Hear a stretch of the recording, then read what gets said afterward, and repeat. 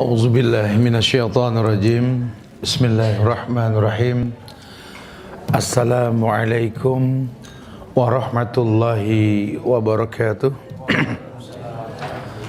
Alhamdulillah hamdan katsiran thayyiban mubarakan fi kama yuhibbu rabbuna wa yarda. Asyhadu an la ilaha illallah wahdahu la syarikalah wa asyhadu anna Ya ayyuhalladzina amanu taqullaha haqqa tuqatih wa la tamutunna illa wa antum muslimun. Ya ayyuhan nasu taqu rabbakumul ladzi khalaqakum min nafsin wahidah wa khalaqa minha zawjaha wa bassa minkum rijalan katsiran wa nisaa wattaqullaha alladzi tasaaluna bihi wal arham. Innallaha kana 'alaikum raqiba. Ya ayyuhalladzina amanu taqullaha wa qulu qawlan sadida yuslih lakum a'malakum wa yaghfir lakum dhunubakum wa may yuti'illaha wa rasulahu faqad faza fawzan 'azima. Kayak gimana? Amma ba'du fa inna ahsanul kalam kalamullah wa khairal huda huda Muhammadin sallallahu alaihi wasallam wa syarral umuri muhdasatuha wa kullu muhdasatin bid'ah wa kullu bid'atin dhalalah wa kullu dhalalatin finnar. Ma'asyiral muslimin wal muslimat, sidang majelis yang Allah muliakan dunia dan akhirat. Alhamdulillah, kita bersyukur pada Allah, kita bisa diberikan keberkahan, kemudahan oleh Allah untuk bisa berkumpul di tempat ini dalam rangka menegakkan kewajiban setiap muslim yang beriman, yakni menuntut ilmu. Karena memang ada cara yang Allah janjikan dalam bentuk akumulasi nilai. Yarfa'illahu alladhina amanu minkum walladhina utul ilma darajat. Ada syariat yang mengabarkan bahwa Allah akan angkat derajat orang yang menuntut ilmu.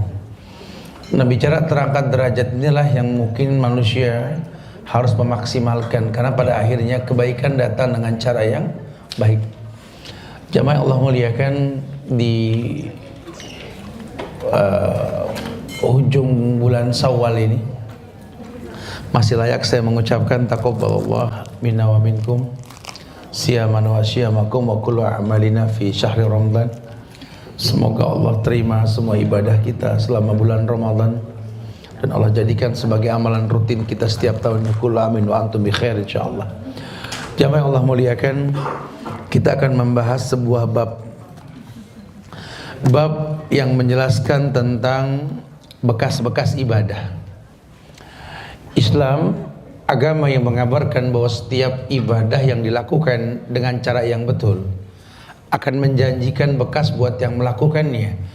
Ada sebuah hadis qudsi ketika Allah berfirman, kullu amal ibni adam lahu, kullu amal ibni adam lahu. Seluruh ibadah anak Adam ini kembali pada si pelakunya. Artinya Islam menginginkan setiap ibadah yang kita lakukan ini berbekas. Nah, bekas ibadah inilah tentu berkait dengan iman yang kita miliki. Karena kalau imannya bagus, imannya stabil, semua ibadah menjanjikan kebaikan. Tapi kalau imannya nggak stabil, cuma gugur kewajiban. Di bulan Ramadan kemarin banyak rutinitas kebaikan yang kita lakukan dan insya Allah mudah-mudahan berbekas. Karena kalau tidak kita rugi. Lantar jalaya mulati madat, tidak akan pernah kembali hari yang telah lampau. Ya, hukum asal waktu itu kalau sudah berganti nggak kembali. Jadi kalau sampai kita ini pernah lewat di satu tempat atau waktu tapi nggak memiliki kesan, kitanya yang rugi. Karena waktu mau tidak kembali. Lantar jalaya mulati madat, tidak akan pernah kembali hari-harimu yang telah lampau. Ramadan telah berlalu. Kalau pengen mencari ibadah selevel Ramadan susah, ya harus bulan Ramadan. Tapi kalau mungkin kita akan mencari ibadah yang mirip dengan ibadah di bulan Ramadan ya banyak, tapi pahalanya wallahu alam. Makanya bekas-bekas ibadah ini memicu kita untuk cerdas memanfaatkan waktu. Banyak waktu yang Allah titipkan kepada kita terlewat percuma. Sementara syariat Islam ini ajarkan ada penggandaan ibadah, penggandaan nilai ibadah. Ya, karena kan Ramadan kemarin bahasanya ganda loh. Apa kata Nabi? Man shoma Ramadanan imanan wahtisaban ghufira lahu ma taqaddama min dzambi. Man shoma Ramadanan imanan wahtisaban, orang yang berpuasa di bulan Ramadan iman dikedepankan dan dia ihtisab. Ihtisab itu menghitung-hitung pahala. Dia tahu ini pahalanya ganda. Ya, maka dia maksimalkan. Dia tahu Ramadan ini banyak nilai yang Allah lipat gandakan, maka dia maksimalkan. Quran yang kita baca saja per huruf 10, satu kali hatam mbak 10 kali hatam kalau Ramadan. Di luar Ramadan agak susah, ya susah lah. Cuma kalau pengen dapat nilai harus agak lebih dikit. Caranya bagaimana? Kasih aja ke 100 orang, 10 orang Quran suruh baca, 10 orang baca 10 kali hatam, betul? Sama. Kalau Ramadan bedanya kita baca sekali, mbak 10 kali. Tapi bisa, bukan tidak. Cuma nilai ganda. Yang nggak ketemu Lailatul Qadar. Lailatul Qadri khairun min alfi syahr. Malam yang lebih baik daripada 1000 bulan. Agak susah nih. Karena 1000 bulan 82 tahun, kita nyari target 82 agak susah nih, ya. Nanti tunggu Ramadan yang akan datang, ya. Cuma pahala lainnya ada gak Ustaz? Banyak. Nah, ini yang kita pengen bahas. Yuk, mumpung kita ini masih anget Ramadan, masih ingat kebaikan yang kita lakukan kemarin, tolong masuk bulan Syawal jangan sampai kita nggak melakukan. Ada bekas-bekas ibadah yang memicu kita untuk mengembalikan nikmat rasa ibadah di bulan Ramadan. Orang merasakan ibadah itu ringan di bulan Ramadan karena memang imannya stabil. Ya, Allah yang mengatakan, ya ayyuhalladzina amanu kutiba alaikumussyiyam. Hei orang yang beriman, diwajibkan atas kalian puasa seperti orang sebelum kalian. Iya, ayatnya sih umum, pokoknya puasa wajib seperti orang sebelum kalian. Semua orang dengar. Cuma yang berbekas dengan ayat ini ya orang yang beriman. Saya pengen merasakan nikmatnya puasa, puasa Rasul. Dia buka sirah Nabi. Dia pengen merasakan nikmatnya puasa, puasanya sahabat. Dia buka atsar sahabat, tabiin, tabiut tabiin, ulama yang 4 dan lainnya. Tujuannya apa? Merasakan nikmatnya ibadah orang dulu, gitu. Bagus loh. Makanya dia pelajari sampai dia merasakan, oh betul juga ya. Tapi kalau iman stabil, kalau iman nggak stabil ya lain rasa. Kalau iman nggak stabil lain rasa. Makanya ini menstabilkan iman ini nggak setiap orang mampu nih. Jamaah yang Allah muliakan, ada beberapa amalan yang kalau kita perhatikan janji Allah itu dilipatkan gandaannya. Maka buat kita yang mau beribadah dengan cara yang mencontoh gandaan tadi, kita mendapat akumulasi pahala yang banyak juga. Ya susahlah, kita nggak dijamin umur sampai Ramadan tahun depan, betul. Tapi kalau bisa berbuat baik seperti Ramadan yang lampau, bagus. Oke, apa tuh contohnya? Yang pertama, kita bicara bab sholat dulu deh. Di bab sholat ini ada syariat yang mencontohkan kepada kita untuk memperbanyak sholat di 2 Masjidil Haram. Jadi kalau mungkin pahala Ramadan kita nggak bisa menandingin besarnya Ramadan dalam pahala, cuma kan ada janji indah. Rasul mengabarkan tentang sholat di 2 Masjidil Haram. Sholat di Masjidil Haram Mekah itu 100.000 kali lipat ketimbang masjid lain. Betul? Di Nabawi 1000 kali lipat. Kita pengen dapat pahala berlipat ganda di bulan Ramadan agak susah nih. Tapi kalau punya rezeki, umroh. Ya, jangan eman. Eman aja nggak eman. Ya, jangan eman. Pokoknya umroh. Ada rezeki berangkat. Lagi kita pegangin itu duit kayak bulu ayam nambah satu, emang enggak. Udah pakai titipan Allah untuk ibadah. Gimana caranya? Rezeki yang kita punya ini membuat kita dapat pahala 1 rakaat 100.000 kali lipat di Masjidil Haram. Perbanyak. Kalau sudah 4 hari di Masjidil Haram Mekah, nanti kita ke Madinah. Di Madinah itu enggak segede Masjidil Haram Mekah, cuma lumayan 1000 kali lipat ketimbang masjid biasa. Itu lipat gandaan pahala tuh. Jangan sayang. Nabi sudah mengatakan umroh dengan umroh itu menambah nilai rezeki yang kita miliki. Ya, nggak jadi ruginya. Ma'anfaqtum min syai'in fahuwa yukhlifuh. Apapun yang kalian keluarkan karena Allah, Allah yang bakal ganti. Ya, itu yang pertama tuh. Kalau nggak bisa gimana, Ustaz? Ya nggak apa-apa juga, jangan dipaksain. Jadi gara-gara pengen umroh sampai jual tanah. Oh, jangan. Pulang nggak punya tanah. Gara-gara pengen umroh sampai jual rumah, jangan juga. La ikraha fiddin, nggak ada paksaan dalam beragama lah ya. Yang kedua, sholat berjamaah di masjid atau keumuman secara maknawi berjamaah. Karena sholat sendiri itu 1 derajat, tapi kalau berjamaah 27 derajat. Silakan. Apalagi orang laki, jangan sampai nggak berjamaah. Syukur kalau ketemu masjid. Afdalu sholatil mar'i fi baiti ilal maktubah. Sebaik-baik sholat seseorang itu di rumah, kecuali yang wajib di masjid. Laki soleh di masjid, yang solehah di rumah gitu. Artinya kalaupun di rumah nggak apa-apa, nggak jadi hina, tapi berjamaah gitu loh ya.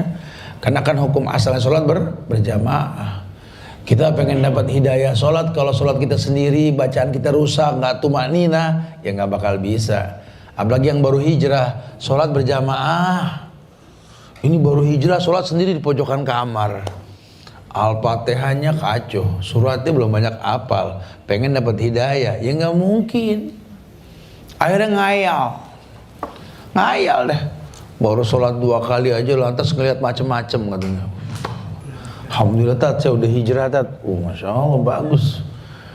Semalam mana tahajud tat. Masya Allah udah tahajud. Yang wajib gimana? Ya wajib belum tat. Ini kayaknya agamanya melipir nih modal. Ya, orang atu-atu baru hijrah yang wajib dulu, yang sunnah jangan terlalu di-up banget. Ya bukan berarti nggak boleh ya. Cuma kan kalau sunnah sifatnya tambahan, betul. Kalau yang wajib itu yang utama, yang urgennya yang wajib. Ini kadang-kadang nggak dikontrol, sholat sendiri, yang sunnah dihantem. Tahajud tiap malam, giliran subuh bareng duha, betul. Kan berantakan, nggak boleh.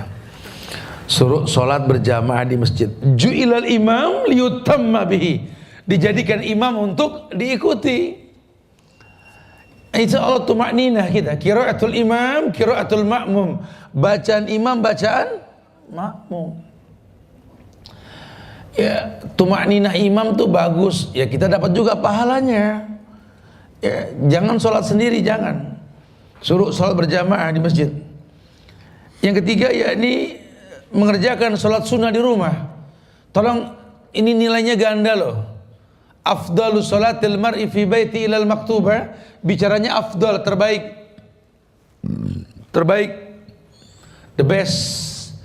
Sholat seseorang itu the best sunnah di rumah, kecuali yang wajib di masjid. Maknanya sholat sunnahmu di rumah seperti sholat wajibmu di masjid. Masya Allah. Asik ya, kalau udah begini kita bayangin tuh, gimana caranya. Berarti yang pengen beli rumah, cari masjid. Iya. Patokannya rumah itu dekat masjid, bukan dekat mall. Ini mall. Banyak tawaf. Tapi kalau dekat masjid, ahsantum, ahsanti insyaallah. Salat dulu qobliyah di rumah, qomat juga masih keburu. Ya, nanti habis sholat wajib di masjid, pulang ke rumah ba'diyah nggak terlalu lama. Emang ukurannya masjid tuh. Syukur dah kalau kita bisa bikin masjid. Kalau nggak bisa juga cari rumah yang dekat masjid. Pahalanya banyak insya Allah ya. Tujuannya mengerjakan sholat sunnah di rumah untuk menggapai kemudian wajibnya masjid. Yang keempat dalam bab sholat ini, suruh memenuhi adab sholat Jumat. Nabi pernah bilang kan, orang yang datang pertama itu di shaf pertama, pahalanya itu sebesar unta yang paling besar. Di shaf kedua itu pahalanya seperti ukuran sapi yang paling besar. Ketiga itu seperti kambing, keempat ayam, kelima terus sampai yang paling akhir. Agar orang tahu ternyata pahala juga ada levelnya. Ada besar kecil, ada KW-nya lah kalau orang kita bilang sekarang. Oh, pahalanya super nih, paling gede nih pertama, iya. Sampai yang paling kecil. Dalam adab sholat Jumat itu ada. Ya. Orang merasakan, afdolnya merasakan sekali. Penuhi adab sholat Jumat. Ya mandi dulu sebelum Jumatan, berpakaian yang paling bagus. Khudhu zinatakum inda kulli masjid. Pakai pakaianmu yang terbaik kalau ke masjid. Orang laki suruh wangi. Kalau perempuan yang mau ke masjid ya nggak boleh wangi. Bukan berarti perempuan bau nggak boleh wangi, bukan ya. Boleh wangi. Cuma di rumah. Kalau ke masjid jangan, emang larangan, takutnya bikin orang nggak konsen. Ya nggak boleh minyak wangi, ya. Jadi jangan terus dianggap, ya kok perempuan nggak boleh wangi, jorok banget sih Islam. Ya nggak gitu kali, ya. Kalau minyak wangi kan memang mutlak bisa mancing penciuman laki-laki. Ya nggak usah pakai minyak wangi, deodoran apa yang kira-kira wangi pakai. Kalau buat keluar rumah standar lah. Tapi kalau buat di rumah ya nggak apa-apa juga pakai minyak wangi. Ini kan cuma keluar doang nggak boleh. Makanya saya bilang kalau keluar jangan pakai minyak wangi, emang nggak boleh. Di rumah mah pakai gayung boleh ngambil begitu. Mandi. Di rumah mah nggak apa-apa, di luar jangan. Karena Nabi mengatakan ayyumam ra'atin igtasalat summa tutibu kharajat ilal masjid lan tuqbal salatuha hatta tagtasil. Perempuan mana saja yang mandi kemudian pakai baju, dia pakai wangi-wangian, keluar ke masjid, dipastikan tidak mencium tidak diterima sholatnya sampai dia mandi junub. Ya. Tapi kalau di rumah ya boleh, perempuan sama perempuan wangi-wangian boleh. Duitnya lebih, ya udah bukan wangi yasmin, wangi melati lagi, beli kembang melatinya tiap mau sholat di aur masih boleh. Ya nggak apa-apa kalau di rumah tuh perempuan memang harus, apalagi kan istilah rumah kan sorga. Bidadarinya kan perempuan, betul. Yang mau gimana penghuninya mau betah kalau rumah nggak wangi, kotor, jorok, betul.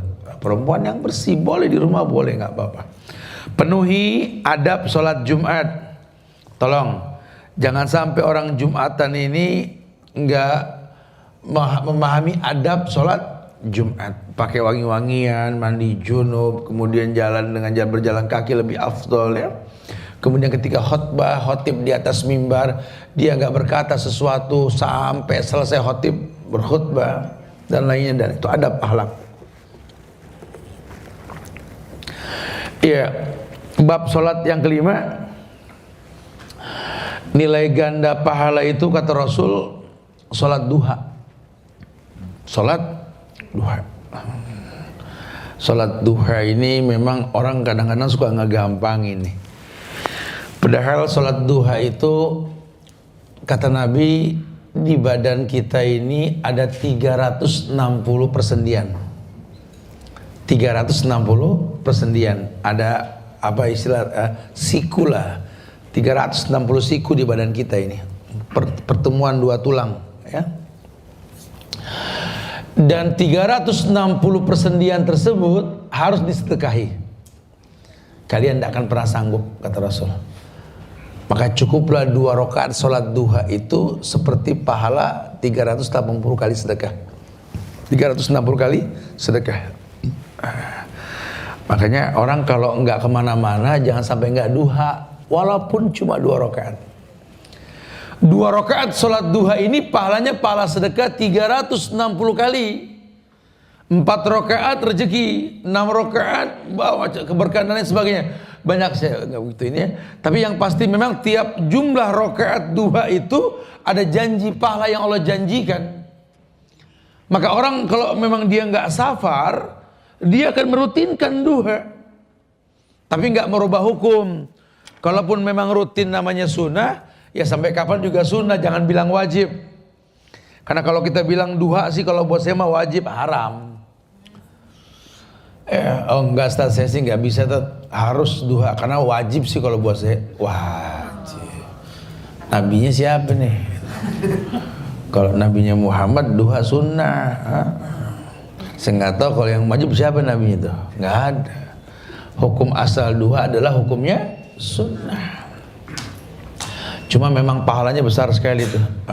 Itu salah satu beberapa contoh-contoh bab sholat yang kalau kita ikuti itu pahalanya ada nilai ganda itu.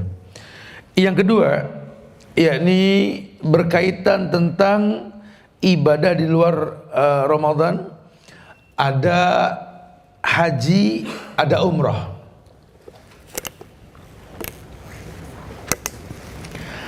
Ada haji, ada umrah. Iya, keumuman dalil haji ini Nabi mengatakan laisa lahul jaza ilal jannah. Tidak ada balasan yang paling layak kecuali surga. Al-hajju mabrur wal umratah maqbulah laisa lahul jaza ilal jannah. Haji yang mabrur dan umrah yang makbulah, tidak ada yang paling layak untuk diberikan kepada si pelakunya kecuali sorga. Orang banting tulang ibadah memaksimalkan ngayal sorga. Orang punya rezeki kalau halal berangkat umroh, berangkat haji. Enggak sebanyak ibadah orang yang enggak berangkat haji tadi. Nabi sudah mengatakan laisa lahul jaza ilal jannah. Tidak ada balasan yang paling layak kecuali surga. Masya Allah, tidak ada balasan yang paling layak kecuali surga. Laisa lahul jaza ilal jannah. Kalau sudah tahu begitu, ayo deh bismillah maksimalkan. Sayang waktu terbuang kita nggak memaksimalkan ini. Ustadz, kalau saya udah nggak kuat haji, Ustadz, saya udah nggak kuat umroh. Dulu sih waktu masih awal-awal semangat, Mas Ustadz, saya mah kayaknya hampir tiap sebulan juga siap aja dah umroh. Cuma lama-lama kayaknya badan bukan badan yang dulu lah, gini Ustadz. Berangkat 9 hari, istirahat 18 hari, merentak betul ya. Kayaknya saya udah nggak sanggup deh Ustaz. Udah kalau emang udah nggak sanggup, jangan sampai nggak dapat pahala. Oper ke orang yang berilmu. Umrohin, hajiin orang yang berilmu. Harusnya begitu. Lihat yang berilmu siapa? Berangkatin. Kalau orang yang berilmu, agamanya bagus, kita berangkatin di umroh. Saya sering nyaksiin soalnya nih. Umroh dari Soekarno-Hatta sampai ke Jeddah itu kan 9 jam lebih lah. Itu marbot atau ustadz-ustadz di daerah yang kita umroh kan, itu perjalanan 9 jam itu bisa sampai 12 juz loh. Kalau kita kan 3 kali nonton film, betul ya. Mumpung touchscreen kapan lagi nih. Itu kalau orang soleh ngaji mulu, nah pahala dia pahala siapa tuh? Pahala yang umrohin. Ya itu tawaf entar-entar sampai kita capek, masya Allah ya, ngelihatnya. Ya karena memang semangatnya masya Allah, ibadahnya maksimal. Nah, kita berangkatin orang kayak begini, oh pahala dia pahala kita loh. Nah, cerdas nih orang masya Allah. Ya, dia sortir orang-orang soleh buat berangkat boleh, haji umroh boleh. Apalagi yang namanya haji, dia wukuf di Arafah. Asy'al akbar yamudu yadahi ila sama yaqulu rabbi rabbi. Ini orang bakal wukuf di Arafah, dia mengangkat tangan ke langit, dia minta sama Tuhannya. Semua ibadah dia adalah ibadah kamu, kata Rasul. Kullu amal ibni Adam lahu. Ketika dimuliakan anak Adam ini beribadah dengan cara yang dicontohkan, Allah muliakan, masya Allah. Suruh dia haji, suruh dia umrah. Cuma ya kalau bisa memang orang yang berilmu dalam hal ini, bukan cuma sekedar gugur kewajiban. Karena banyak juga orang yang umroh haji tanpa ilmu, banyak. Ya, cuma ikut-ikutan, karena kadang-kadang karena dibayarin. Akhirnya kayak orang yang nggak butuh. Orang kalau butuh kelihatan tuh. Kita kalau bawa orang butuh ibadah, mau pulang juga kayak mau nangis. Loh kenapa matanya kok basah gitu? Sedih Ustaz, mau ninggalin Mekah Ustaz. Begitu loh. Ya Allah Ustaz, kayaknya udah harus pulang ke Jakarta nih, meninggalkan Mekah Madinah, sedih. Masya Allah. Tuh kalau orang yang betul-betul butuh umroh, mikirnya begitu. Tapi kalau yang nggak butuh, baru nyampe Jeddah, Ustaz dipepet, kita pulang kapan? Baru nyampe, pulang kapan? Baru nyampe, pulang kapan? Ya, itu kalau udah nggak betah begitu aja. Makanya senang banget kalau dapat dispensasi hukum yang kayak begini, senang nih. Ya, akhirnya ibadahnya di hotel mulu, nggak kemana-mana. Sayang, sayang banget. Tapi orang yang soleh, kalau diberangkatkan haji umroh, pahala dia, pahala kita. Karena maksimal ibadahnya. Apalagi sampai dia tahu ada sholat syuruk yang tidak khilaf di 3 masjid, Haram, Nabawi, Aqsa. Balasannya itu kan umroh. Orang yang sholat subuh bersama imam, kemudian zikir hingga terbit matahari dan syuruk 2 rakaat, diberikan pahala umroh, keajli umroh. Dan itu tiap hari bisa. Apalagi selama dia umroh di Mekah Madinah, udah pahala per rakaat 100.000 kali lipat, 1000 kali lipat. Dia juga dapat pahala selain daripada itu, yakni mendapatkan kebaikan ibadah yang dia lakukan. Masya Allah. Dia sholat syuruk, kalau di Mekah Madinah itu 1 jam seperempat dari azan subuh ya. Kalau di kita ini turun naik, kadang 1 jam, kadang sejam 10, jam seperempat gitu ya. Kenapa? Karena memang ya, iklim kita beda, tropis, 50-50 antara malam dengan siang. Kemudian yang ketiga dalam bab haji umroh ini, selama di sana dia bisa memanfaatkan akumulasi pahala menghadiri majlis ilmu atau pengajian para masyayikh. Ya, bukan cuma dapat ilmunya. Duduk di majlis ulama itu majlis penyubur iman. Kita duduk di majlis ulama, majlis penyubur iman. Makanya kalau ulama sedang bermajlis, ya jangan dihilangkan. Jangan dihilangkan, ada kebaikan yang dijanjikan. Ini banyak orang yang menghilangkan kemuliaan-kemuliaan tersebut. Oh ya, rugi dunia akhirat. Oh ya, dubillah wa na'udzubillah. Jangan, harusnya jangan. Ya, memaksimalkan untuk menghadiri majlis ilmu. Apalagi kita tahu majlis ilmu itu kan majlis penyubur iman. Kalau iman lagi turun, datang ke majlis ilmu, stabil iman kita. Iman yazid wa yankus. Yazidu bit ta'a wa yankusu bil maksiat.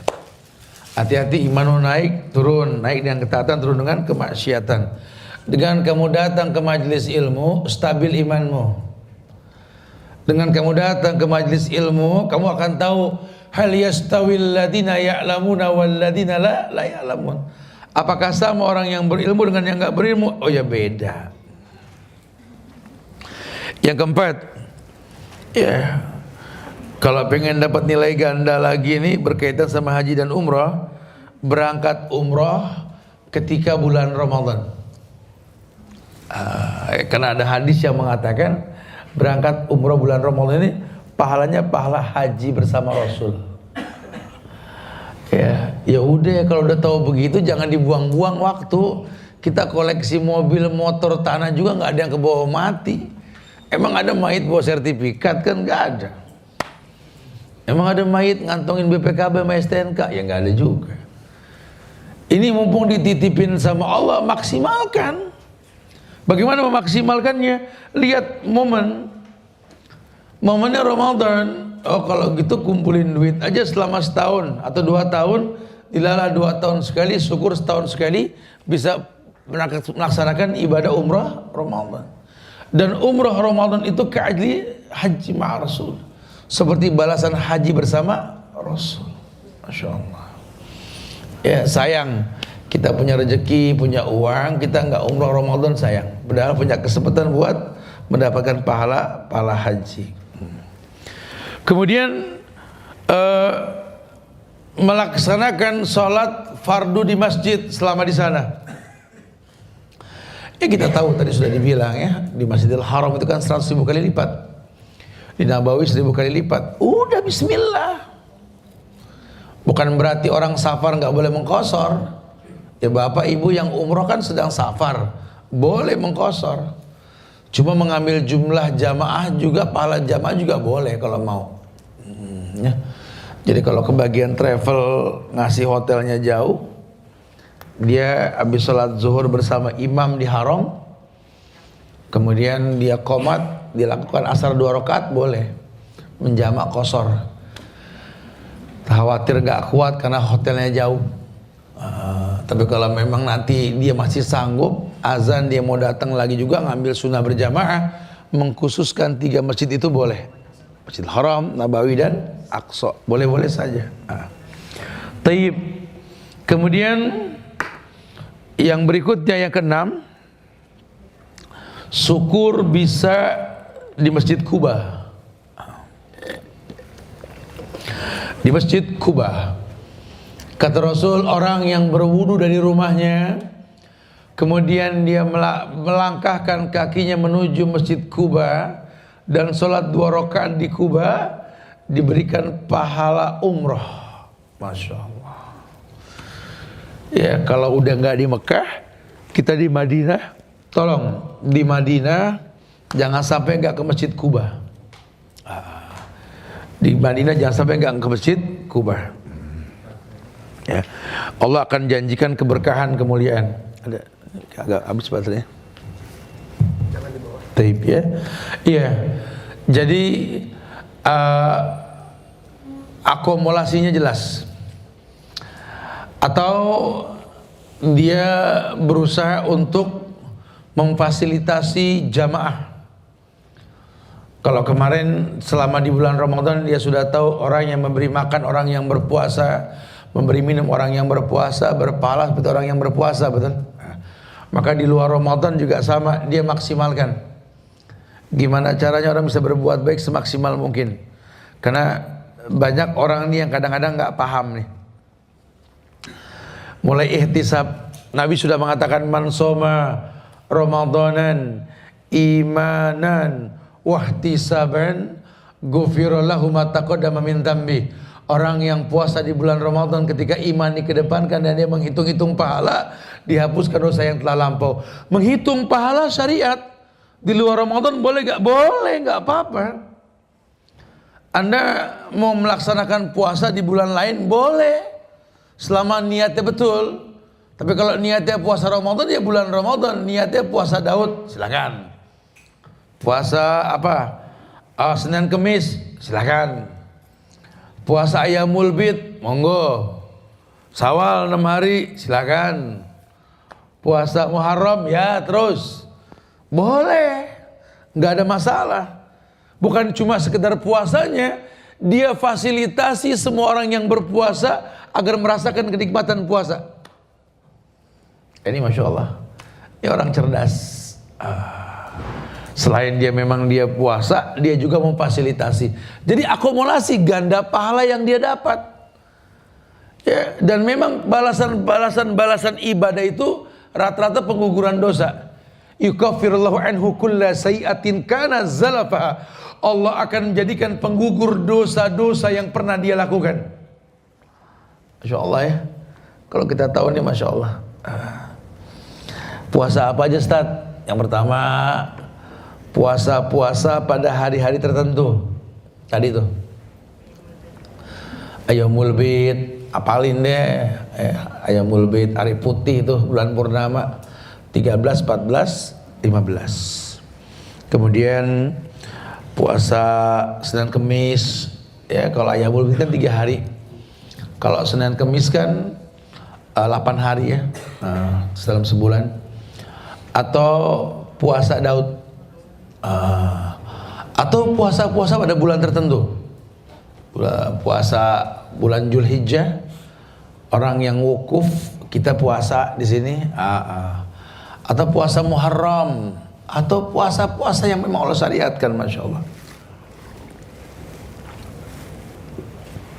Jadi hafalkan puasa-puasa pada hari tertentu. Kemudian bukan cuma sekedar puasanya. Kalau Anda pengen dapat pahala orang yang puasa, suruh kasih makan orang yang berbuka puasa. Kayak Ramadan kemarin. Ya.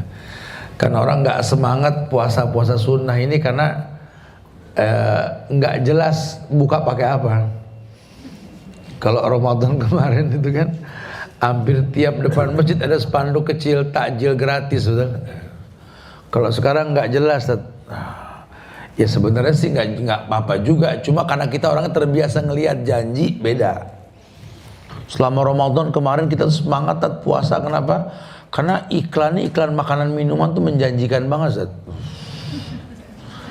Di bulan Ramadan selesai semua iklan. Emang godaan setan begitu emang. Hari gini adakah iklan-iklan minuman sampai bikin kita batal? Nggak ada. Ramadan, Masya Allah, kayak disuruh. Iklannya semua yang pakai bulir-bulir. Ya, kadang-kadang kayak kena slow motion gitu. Botol jatuh ke air. Airnya. Lah buat kita yang pakai motor di lampu merah kan kayak kecipratan, begitu aja. Keseringan begini kan iman bisa goyang juga, betul ya? Ya kalau batal sih enggak, cuma kan kurang pahala, ngayal. Ya kalau batal mah enggak lah, insya Allah enggak bakal lah, kita malu sama Allah lah. Kalau mau batal dari kemarin aja kamar mandi masjid tuh aman kan gitu ya. Cuma kan enggak ada yang berani. Nggak tahu tuh puasa bikin hidup hati nih, malu timbul. Padahal ibadah belum tapi rapi, sholat juga kalau lagi mood doang. Cuma pas puasa Ramadan kemarin bikin dosa, malu. Ya, syahwatnya tertutup. Inna alaikum lahafizin kiraman katibin. Mendadak sadar ada malaikat di kiri kanan nih mencatat semua apa kita perbuat. Hari biasa sih nggak inget. Itu hikmah puasa gitu. Kalau syahwat perut tertahan, syahwat yang lain tuh tertahan dengan sendirinya. Insya Allah ya. Ia diberi buka puasa orang yang berpuasa. Baru kemudian kalau Lailatul Qadar 1000 bulan cuma adanya bulan Ramadan. Bulan lain nggak ada. Cuma ya kita harus sadar bahwa tiap sepertiga malam Allah turun ke langit dunia. Gitu. Paling tidak momen ini nggak lewat begitu saja. Baik dia bangunkan dirinya dengan cara setel beker atau apa. Kalau dia sudah bangun, dia bangunkan keluarganya, dia bangunkan anak-anaknya, dia bangunkan teman-temannya, agar semua bangun malam dan sadar Allah turun di sepertiga malam di langit dunia. Allah berkata buat orang yang bangun pada malam tersebut, yang meminta sesuatu kan kuberi, yang minta perlindungan kan kulindungi, kata Allah. Maka dia gerakkan orang untuk membuat sebuah kebiasaan baik. Jika tidak safar, maka dia melakukan puasa-puasa sunnah, ibadah-ibadah sunnah. Masya Allah. Suruh sholat tahajud, iya. Walaupun mungkin nggak selevel dengan terawih atau qiyamul lail di bulan Ramadan, Cuma Allah mengatakan asa yab'asaka rabbuka maqaman mahmuda. Asa yab'asaka rabbuka maqaman mahmuda. Semoga Allah berikan sama kalian maqaman mahmuda, tempat yang terpuji. Tempat yang terpuji ini maksudnya apa? Yakni wadah, tempat di mana Allah puji kamu, atau kamu gampang dipuji pada setiap ibadah yang kamu lakukan. Ya wa minal laili fatahajjat bihi nafilatan lak. Asa yab'asaka rabbuka maqaman mahmuda. Semoga Allah berikan maqaman mahmuda, tempat yang terpuji. Betul, semua tingkah lakunya memancing pujian. Kamu kalau kurang-kurang dipuji sama orang, banyak tahajud dah.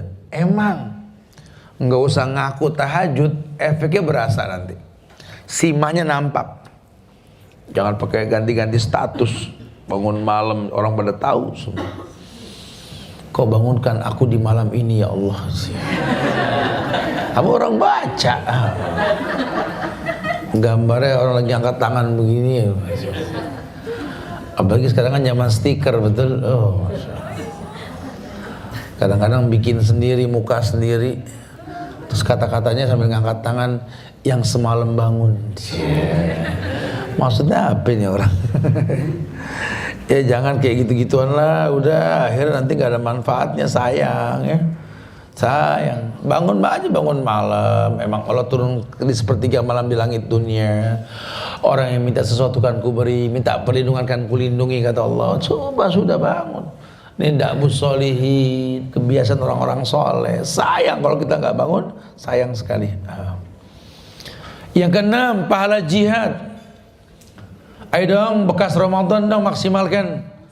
Bicara jihad ini nggak ada kaitannya dengan hal-hal yang kita ayatkan berbentuk perang, demo, caci maki, tidak. Al jihadu fi sabilillah bi amwalikum wa bi anfusikum. Jihad itu dengan harta dan jiwa. Bicara harta, al mutasaddiqina wal mutasaddiqat, orang yang gemar bersedekah, baik laki-laki maupun perempuan. Wal mutasaddiqina wal mutasaddiqat, dan orang yang gemar bersedekah, laki-laki maupun perempuan. Kenapa dikaitkan dengan sedekah? Karena di mata Islam yang namanya jihad itu dengan harta yang utama, bukan dengan jiwa, dengan harta. Kamu pengen sehat, sedekah. Kamu pengen kuat, sedekah. Kamu pengen panjang umur, sedekah. Semuanya berkait dengan sedekah. Ma'anfaqtum min syai'in fahuwa yukhlifu. Apapun yang kalian infakkan, Allah yang bakal ganti. Anfik, unfik adik. Infakkan hartamu, Allah infakkan kamu. Orang kalau udah mulai merentak badan, cari recehan, sedekah dah. Ini badan udah merentak, makin koret aja, Masya Allah. Makin pelit. Ya udah, orang yang kayak begini mah rezekinya bakal habis di kasir apotik dah. Ujung-ujungnya ngomongin merek obat aja. Pun dibeli obat cuma dibuang-buang. Kalau beli sekalian-sekalian aja, jadi nggak repot. Jadi beli selempeng, minum sekali sisanya buang. Kadang-kadang lupa obat apa ini, kebanyakan numpuk di lemari. Iya, berasa banget ya. Hati-hati, yuk akumulasi pahala jihad. Jihad yang dimaksud di sini adalah maksimalkan ibadah dalam bentuk perjuangan yang dicontohkan, baik berkait dengan harta maupun dengan jiwa. Tapi harta dikedepankan, baru bicara jiwa. Tujuannya apa? Supaya orang pintar dengan jihad ini. Yang lainnya, Ramadan nggak berulang, tidak. Syawal sudah, Dzulqa'dah, Dzulhijjah. Ada 10 hari pertama bulan Dzulhijjah.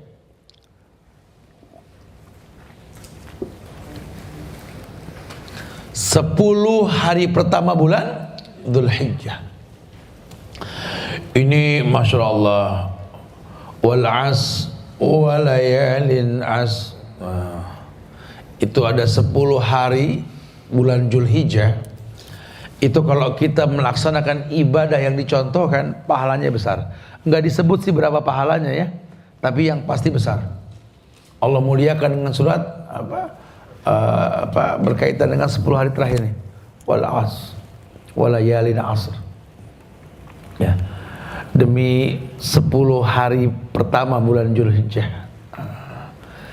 Dimana kalau orang mau memaksimalkan ibadah pada malam tersebut, baik puasa dari tanggal 1 sampai tanggal 10 atau tanggal 9 10-nya aja, atau tanggal 10-nya saja. Tapi yang pasti di waktu tersebut ibadah nilainya besar. Selain dia puasa, kata Rasul, kalau dia sudah ada rezeki, udah beli hewan korban, maka sunnah tidak potong rambut dan kuku sampai waktunya menyembelih. Ini kalau dibiasakan bagus loh, padahal. Cuma kan kita nggak jelas beli apa enggak. Makanya dari sekian tahun yang lalu Ustadz sudah contohkan tabung korban. Kita beli cash 2 juta, kita cicil setahun juga 2 juta sama. Ya asal cicil, lupain aja lah ya, sehari 10.000, sebulan 300.000, setahun 3,6 juta.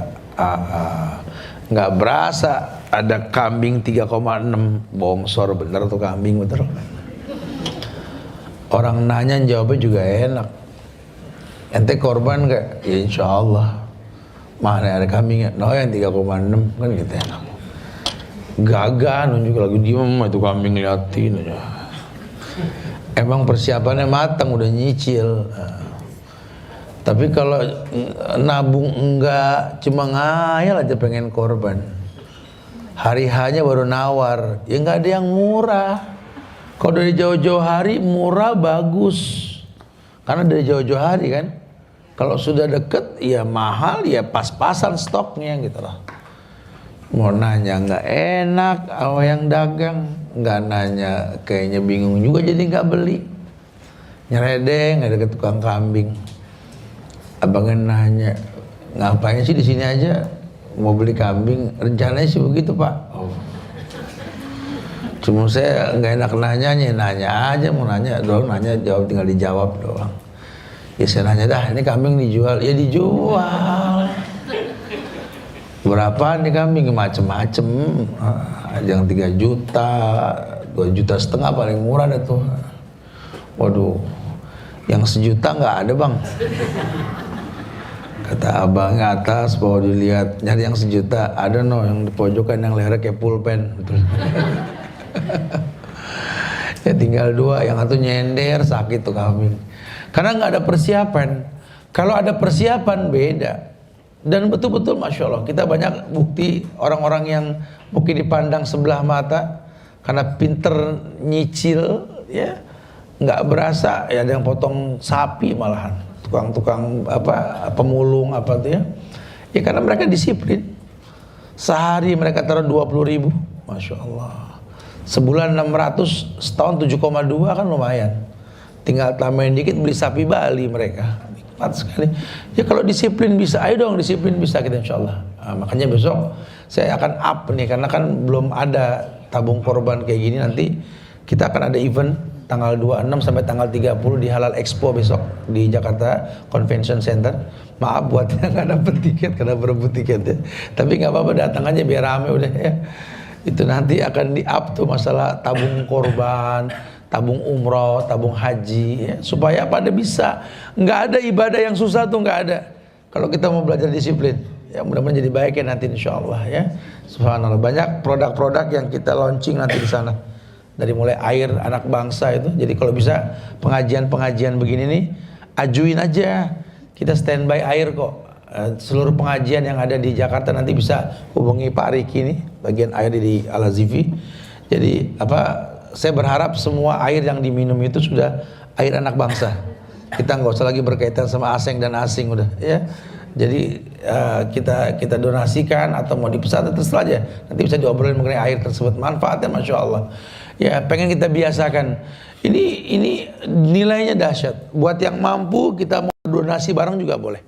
Karena orang kalau belajar itu kan haus, lapar. Kita sama-sama untuk bisa mencukupi ini, Masya Allah manfaatnya jelas. Ntar malam tuh, malam Kemis itu di Rabanian kan Al-Azhar ya, itu ribuan anak muda. Kalau kita mau cari pahala lebih, Ayo kita berdonasi, kita fastabiqul khairat, kita kasih minum gratis. Ya sekotak cuma 38.000 isi 12, kita bagi buat orang yang lagi belajar. Pahala orang yang belajar, pahala kita cuma 36.000. Ayo, bisa bukan tidak. Karena untuk mengulang datangnya bulan Ramadan, siapa sih yang jamin umur kita sampai bulan Ramadan tahun depan? Gak ada yang jamin. Ayo mumpung masih bisa. Seluruh pengajian yang ada di Jakarta, coba nanti bisa kontak, kita akan siapkan itu. Kemarin bulan Ramadan sudah alhamdulillah ribuan dus sudah kita sebarkan. Kita berharap menjadi contoh yang baik buat masyarakat ke depan insyaallah ya. Tapi yang pasti nanti tanggal 26 sampai tanggal 30 di Jakarta Convention Center kita up banyak produk halal expo nanti insyaallah ya. Tapi kemudian yang lainnya yang lainnya yakni meneliti janji-janji pahala membaca surat-surat dalam Al-Quran. Dalam Al-Quran itu banyak surat yang menjanjikan akumulasi pahala. Contoh surat Al-Baqarah, contoh surat surat kembar yang dibilang As-Sajadah dan Al-Muluk, 2 surat sebelum tidur. Contoh Qul huwallahu al-Ikhlas 3 kali, Al-Falaq 3 kali, An-Nas 3 kali. Contoh membaca surat Al-Kahfi ketika hari Jumat ya. Dan banyaklah yang lainnya lah. Coba detailkan, karena mungkin kita kadang-kadang meremehkan ini. Padahal ada syariatnya, dan syariat itu bukan main-main. Sampai turun ayat Al-Imran ayat 31 itu, Qul in kuntum tuhibbunallaha fattabi'uni yuhibbukumullahu yaghfir lakum dzunubakum. Katakan ya Muhammad, seandainya mereka mengatasnamakan cinta kepada Allah, tidak ada cinta kecuali mencontoh dirimu. Syariat turun bersama Rasul dan bukan main-main. Ya, kalau sudah pakai bahasa bukan main-main, telaah. Nabi membaca ini, Nabi membaca itu. Beliau mengatakan inna syaitan yafirru min baitil ladzi tuqra fi surat Al-Baqarah. Setan lari dari rumah yang dibacakan surat Al-Baqarah. Manfaatnya Masya Allah. Baca. Undang orang-orang soleh di rumah, biar dia baca Quran. Bedain. Sering-sering ngadain majelis ilmu, orang soleh pada datang, rumah beda suasananya. Ya, lingkungan baik, tenang karena Quran yang dibacakan. Masya Allah. Hidayah pun datang menyapa orang yang ada di situ. Kemudian meneliti tasbih, istighfar, zikir yang pahalanya ganda. Subhanallah walhamdulillah wala ilaha illallah wallahu akbar. Atau subhanallah wa bihamdihi adada khalqi wa ridha nafsi wa zinata arsi wa midada kalimatih. Itu kalau dibaca pahalanya lebih luas dari langit dan bumi.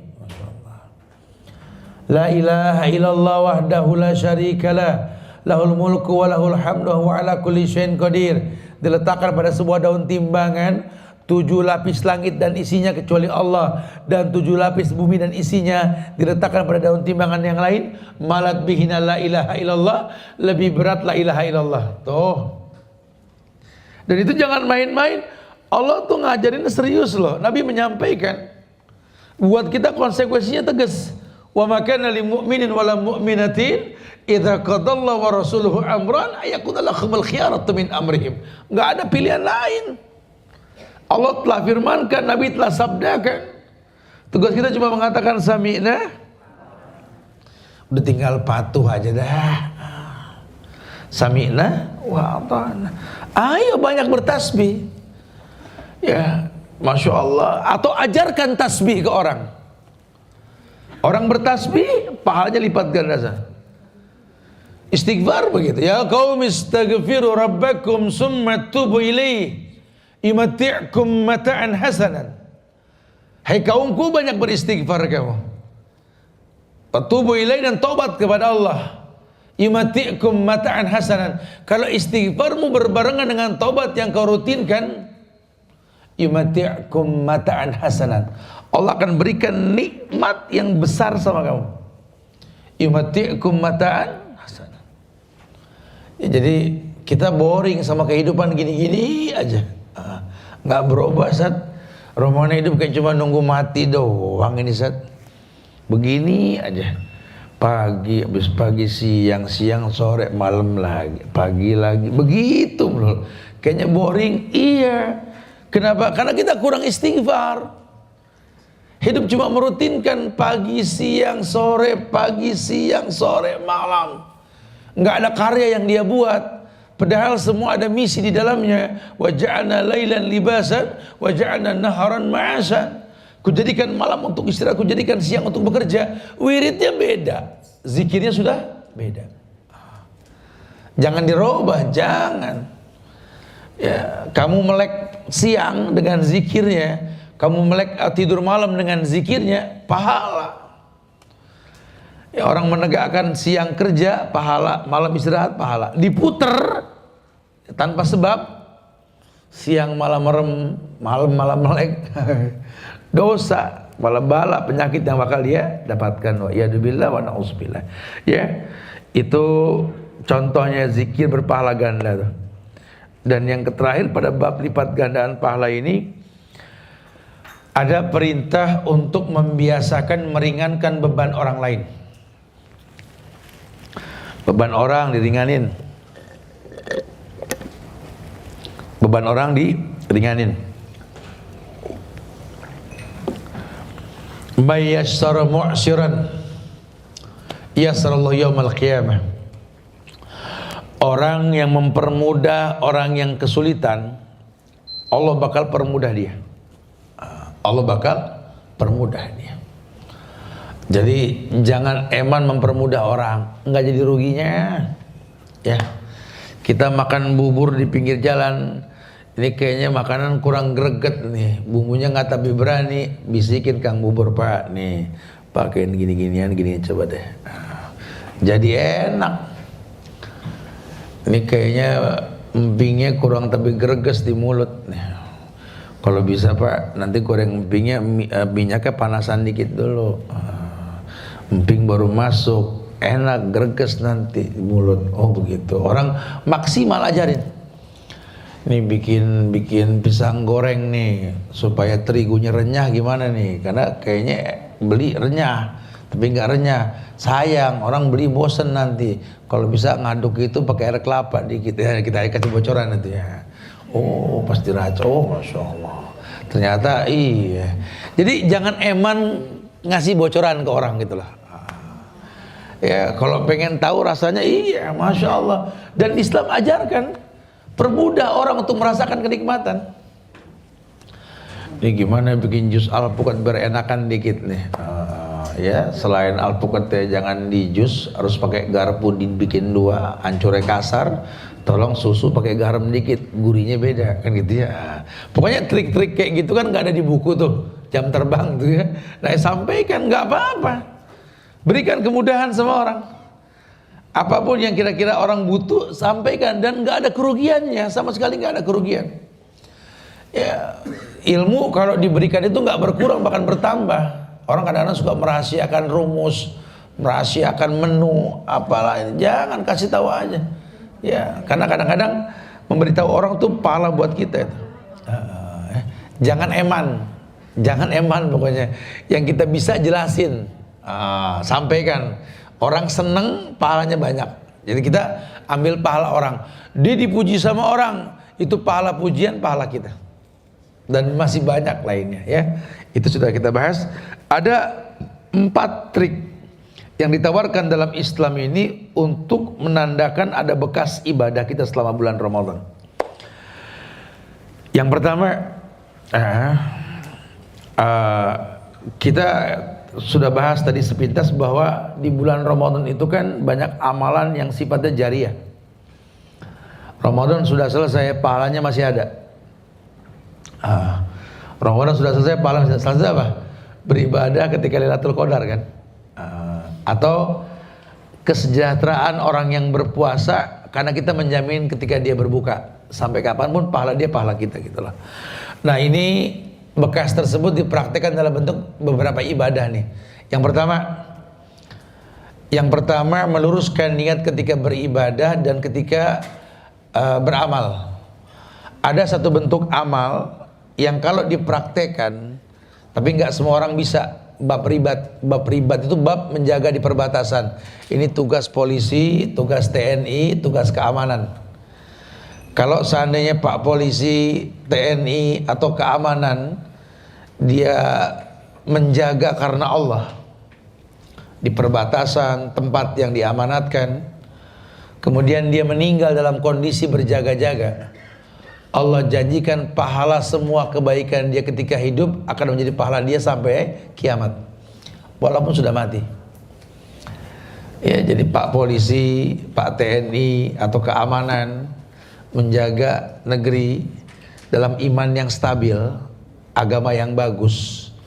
Kemudian ketika berjaga dia mati, maka pahala ketika dia hidup, semua pahala, nuntut ilmu, ngasih nafkah keluarga, macam-macam pahalanya, itu Allah jamin pahala itu akan hidup sampai kiamat. Masya Allah. Kita ini bukan polisi, kita bukan TNI, kita bukan keamanan. Ya, jadi silakan yang mau jadi polisi, TNI dan keamanan gitu ya. Ada janji pahala ar-ribat tuh.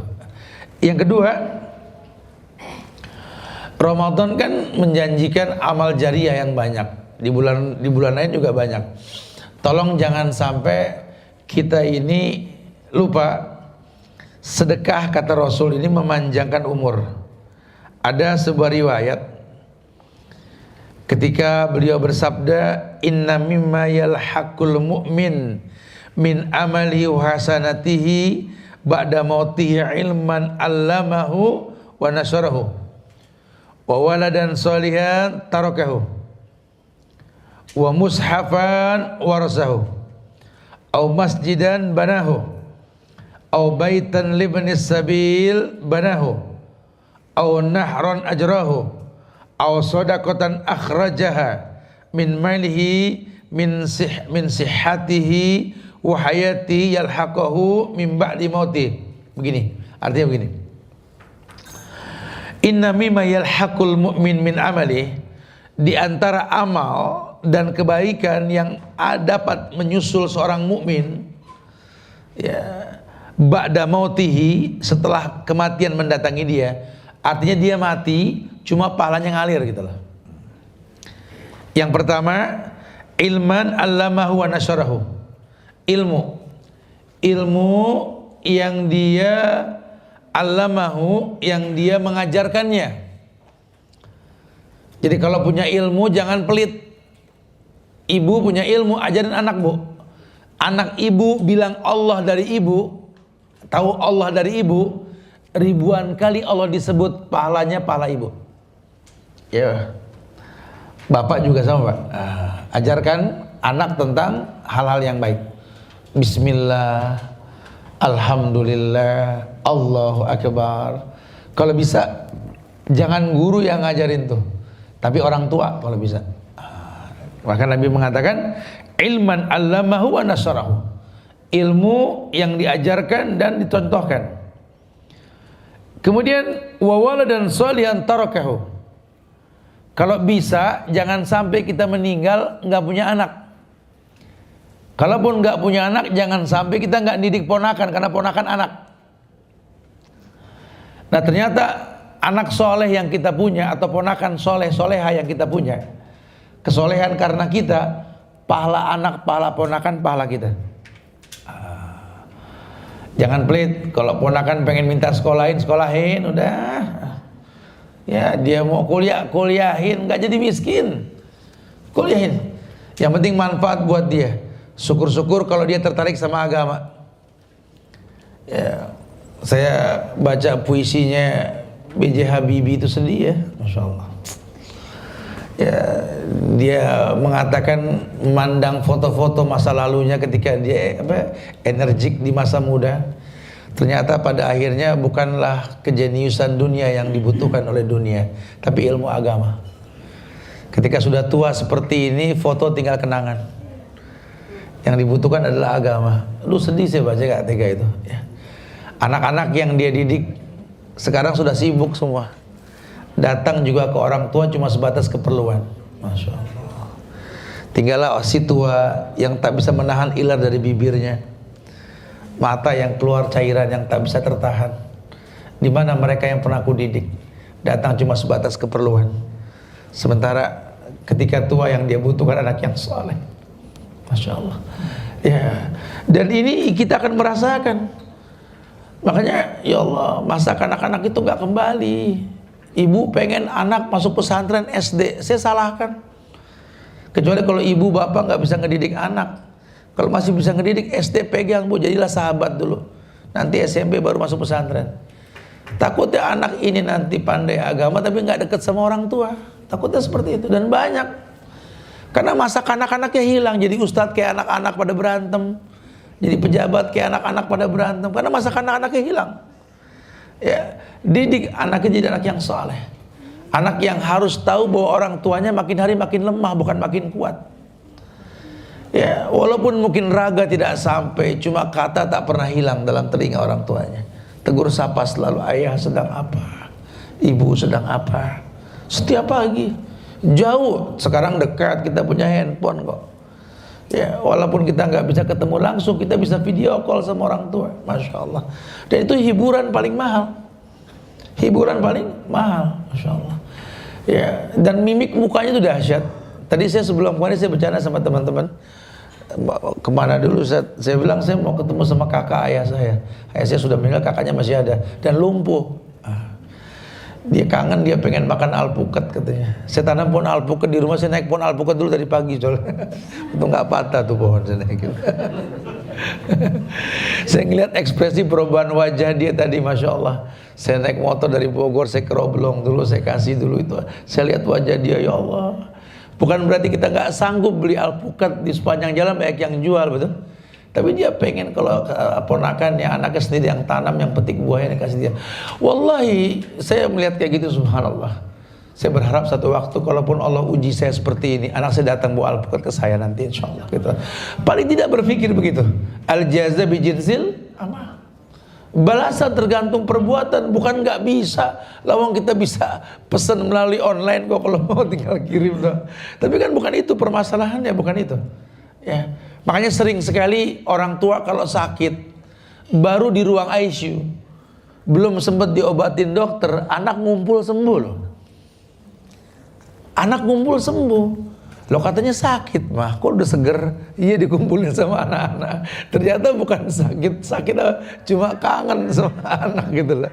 Oh, itu yang kayak gitu tuh, Masya Allah. Nah, di sini tekankan sekali, wawala dan solihan tarakahu. Anak yang soleh yang dia tinggalkan. Anak yang soleh yang dia tinggalkan. Yang tahu bahwa orang tuanya ketika sudah terbujur menjadi bangkai dalam pusaranya itu, yang bisa masuk ke lubangnya cuma doa anak yang soleh. Wa mushafan warasahu. Mushaf, baik itu Quran maupun buku-buku ulama.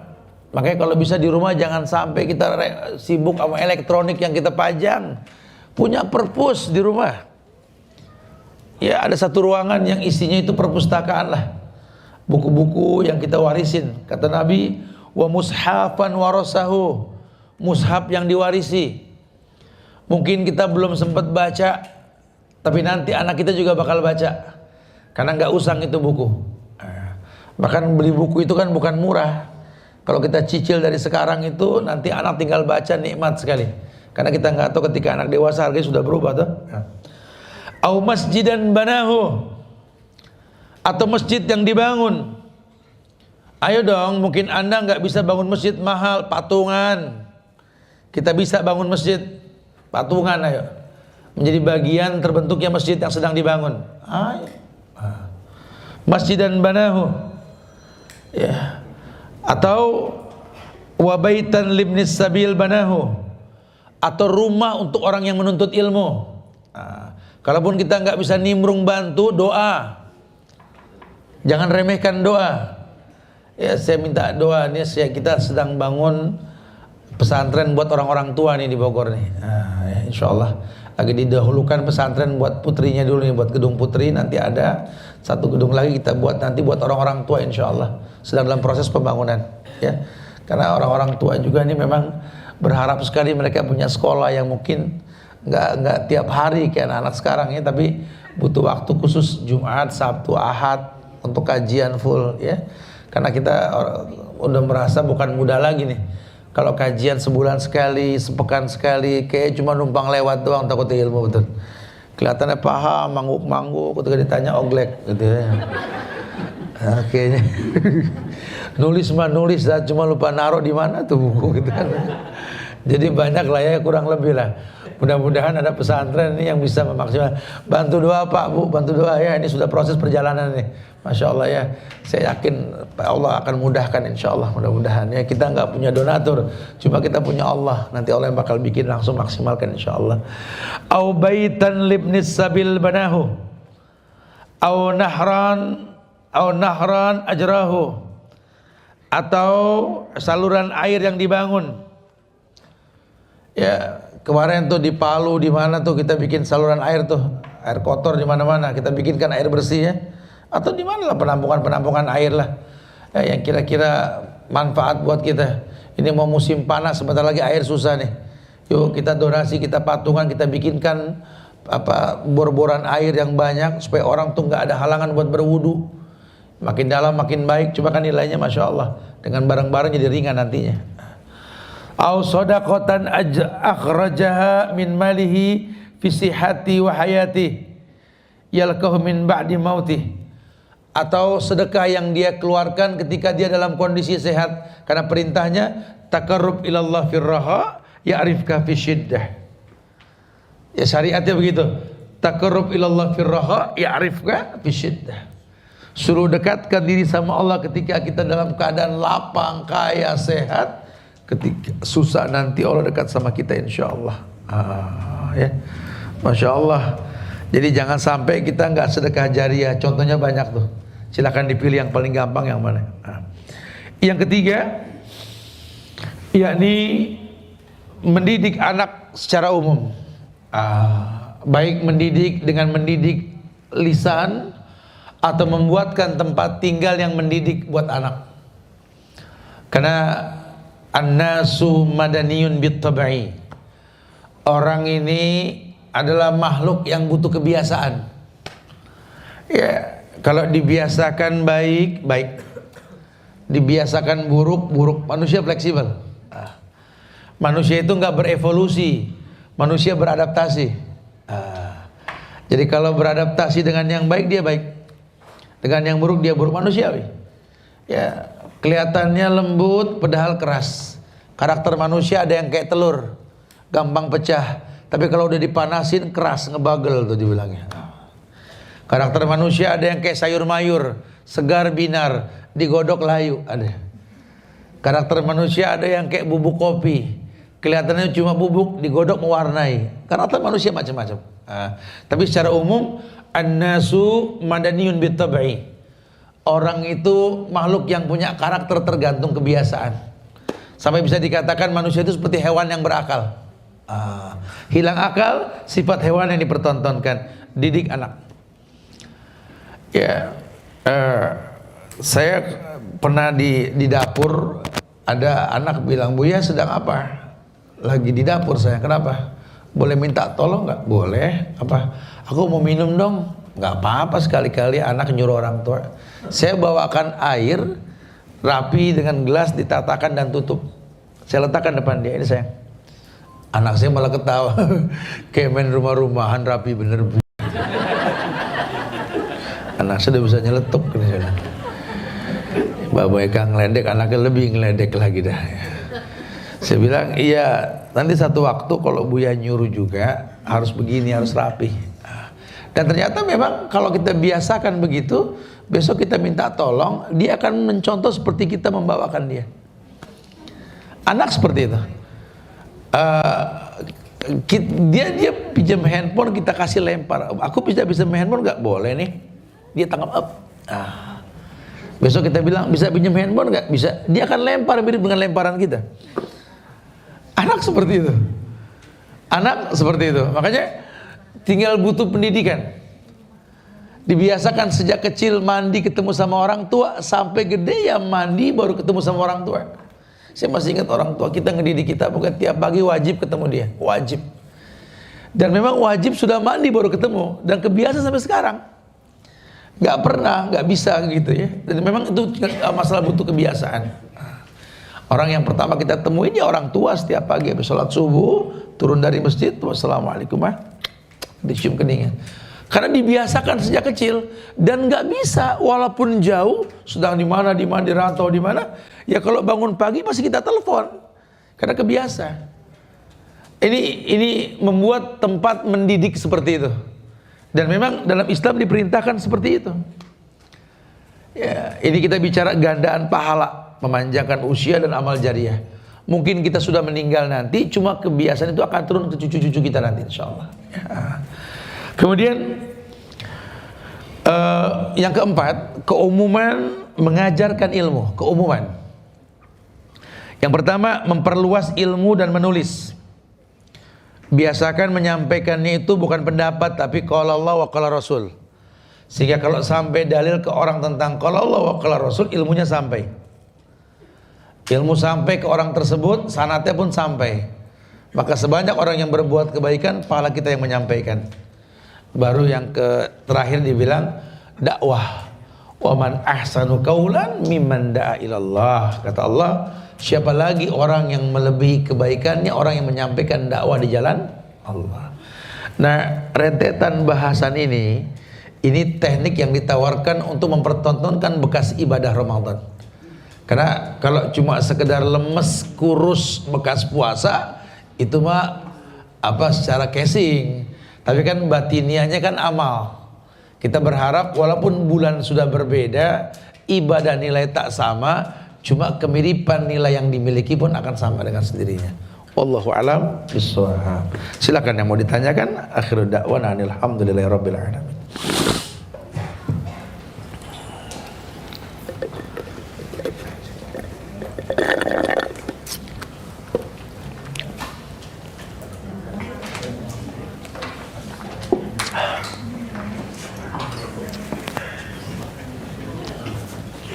Fadhal, silakan. Ada yang mau ditanyakan mungkin? Ya, beberapa pertanyaan.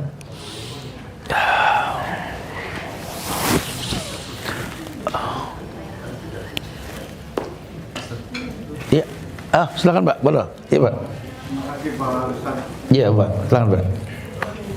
Assalamualaikum warahmatullahi wabarakatuh. Waalaikumsalam warahmatullahi wabarakatuh. Silakan Pak. Terima kasih banyak atas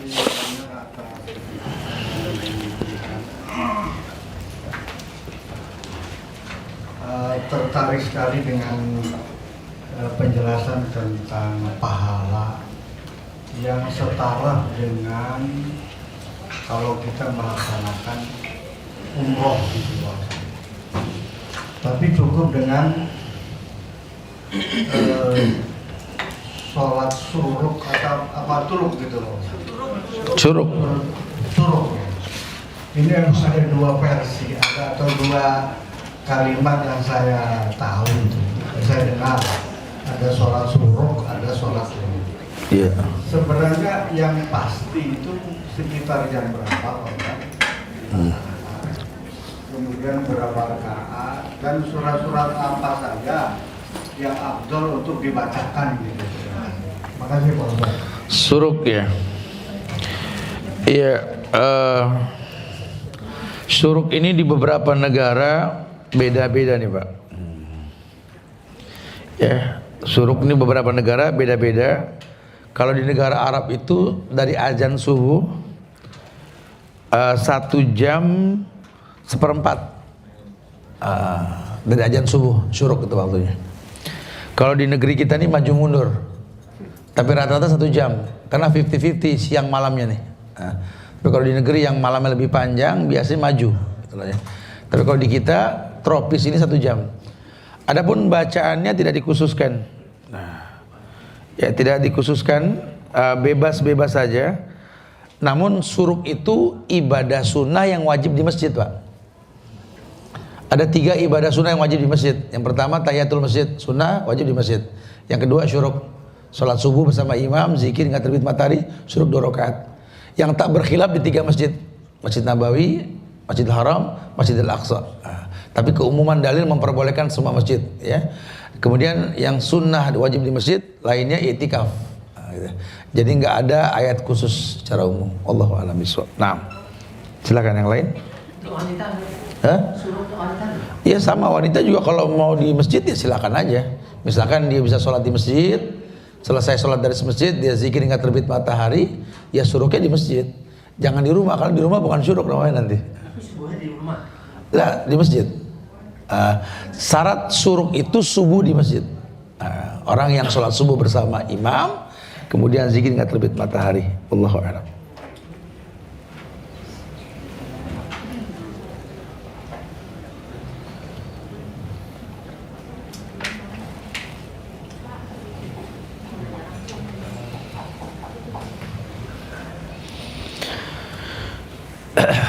Fadhil, nah, ya, silakan.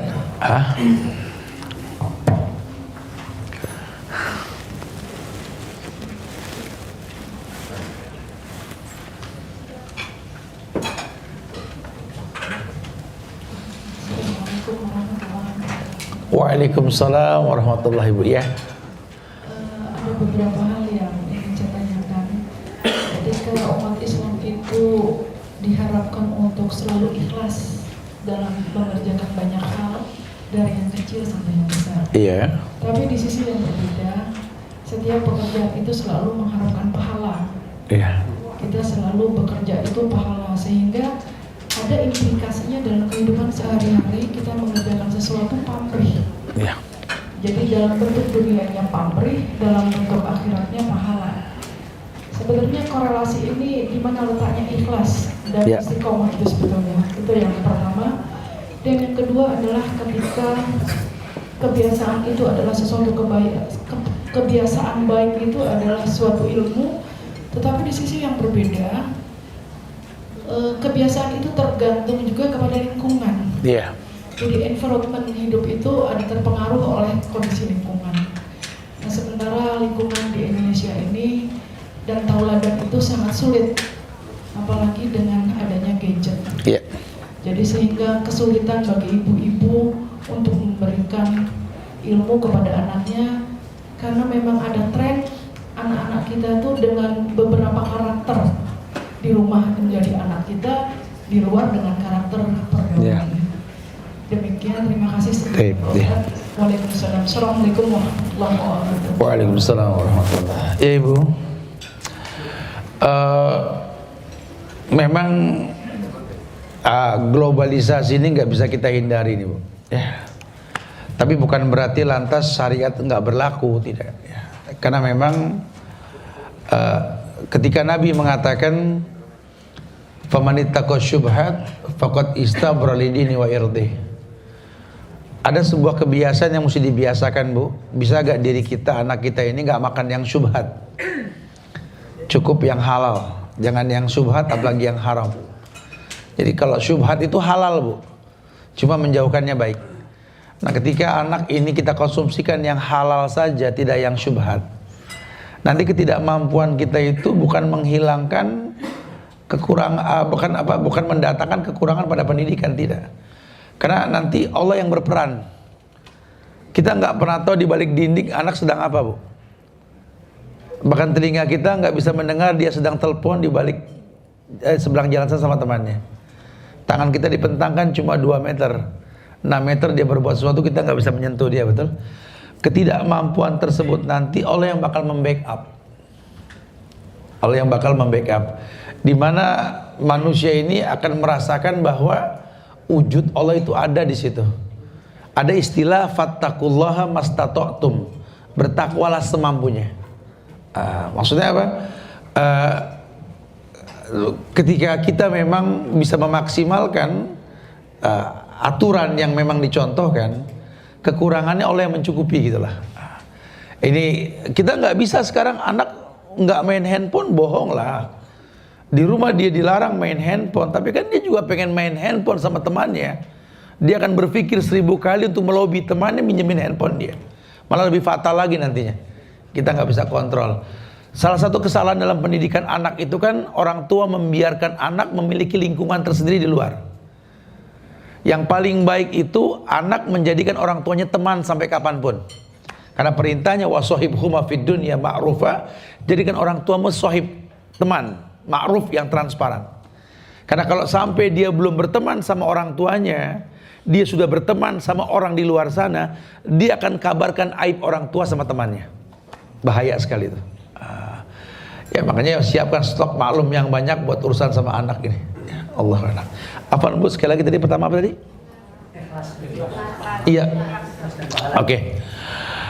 Sebenarnya bicara amal, selama memang ada kabar tentang pahalanya dan kita mengingat pahala tersebut, itu ihtisab namanya Bu. Kayak puasa kemarin, man shoma ramadanan imanan wahtisaban, menghitung-hitung pahala. Kecuali kalau kita nggak tahu pahalanya, kita merekayasa hitungan. Ada ayat yang menyentuh nih, yang mengatakan bahwa wa may yuridillah, barang siapa menginginkan kehidupan dunia nu'tihi, Allah akan beri. Allah nggak akan pernah berbuat zalim, tapi di akhirat dia rugi nanti. Artinya ya saya sih mau sholat, cuman karena memang ada bos aja gitu loh. Dia nggak bicara pahala sholat, cuma dia pengen sholat dilihat orang. Ini Allah kasih, dipandang baik sama bos. Oh dia sholat saya lihat kok. Cuma kan sholat nggak ngefek. Padahal andai dia sengaja, kenapa saya sholat berjamaah walaupun memang ada bos di situ. Yang saya tahu berjamaah itu kan 27 derajat gitu ya. Boleh. Selama memang dia menuju nilai yang dikabarkan, itu ikhlas tetap berlaku. Tapi kalau dia mereka sendiri jumlah bilangan atau janji yang dia tidak tahu pada ibadah yang dia lakukan, khawatirnya ikhlasnya berubah. Ibadah karena orang lain, dan ini nggak diperbolehkan. Karena ikhlas ini kan kaitannya tegas, rukun dan syarat. Ikhlas untuk Allah dan mencontoh Rasulullah Sallallahu Alaihi Wasallam. Enggak Bu, enggak apa-apa Bu, kalau memang ada bilangannya. Saya punya uang pas-pasan, ada 100 juta dari waris, maka saya keluarkan 2,5% untuk sedekah. Saya berharap mudah-mudahan Allah akumulasikan pahalanya, nanti saya bisa beli rumah lagi dengan nilai yang terlebih. Malis, nggak apa-apa, memang ada kok janji sedekah dengan nilai sekian, gitu ya, boleh-boleh saja. Tapi kalau ditambah unsur riya, biar orang lain tahu dan lainnya, beda bab. Wallahu a'lam bishawab. Nah, baik. Silakan lagi yang lain. Fadhil. Nah.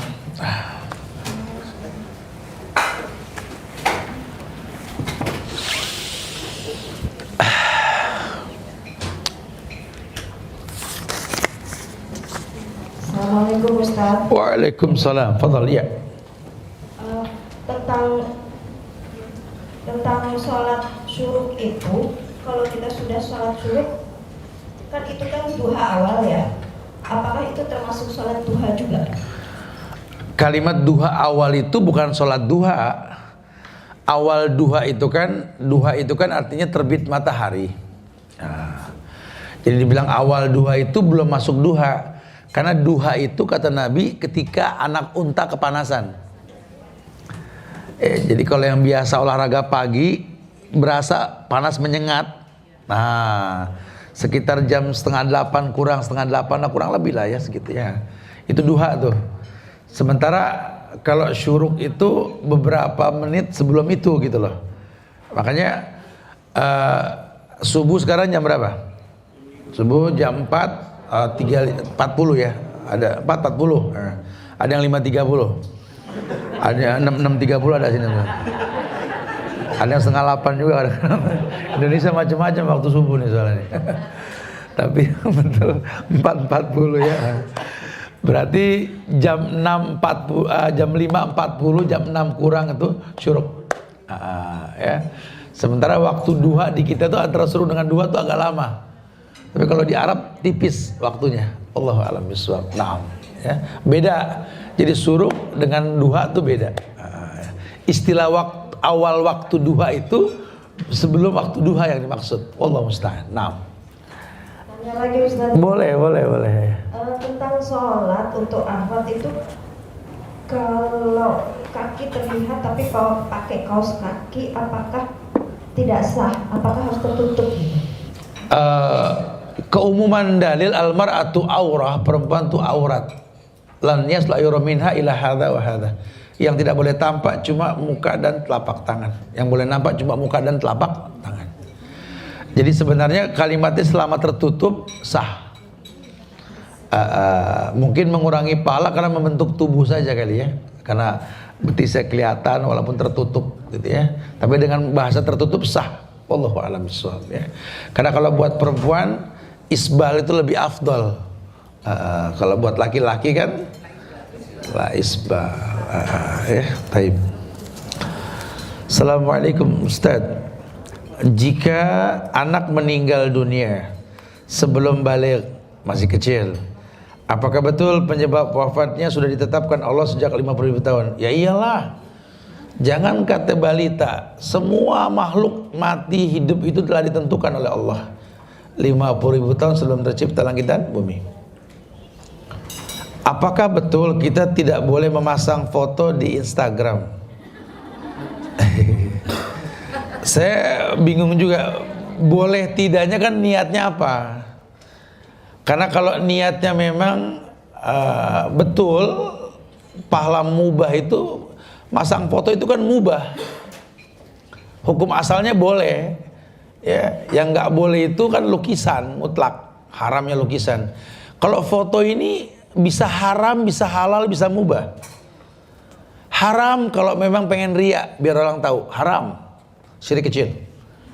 Ya, bisa makruh dibenci kalau memang niatnya nggak jelas.